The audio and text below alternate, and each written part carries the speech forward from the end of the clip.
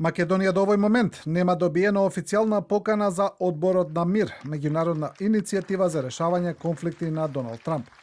Од владата за телевизија 24 порачаа дека таква покана не е пристигната.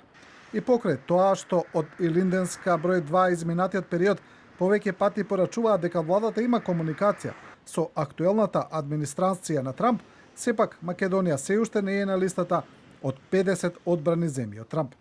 Од Балканот покана добија Хрватска, Албанија и Словенија, додека Србија не е меѓу повиканите. Косово јавно ја поддржа иницијативата.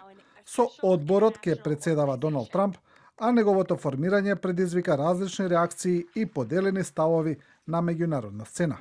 Иницијативата која првично беше насочена кон надгледување на прекинот на огнот во Газа, подоцна беше проширена со амбиции да посредува и во други меѓународни конфликти.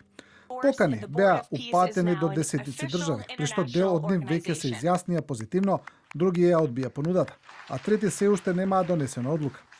Поканата ја прифати и Белорусија, предизвикувајќи контроверзи поради меѓународната изолација на председателот Лукашенко.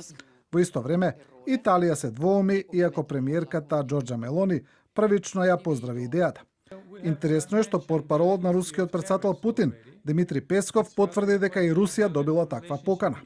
Членството е ограничено на 3-годишен мандат, освен ако земјата не уплати 1 милијарда американски долари, со што би стекнала постојано членство.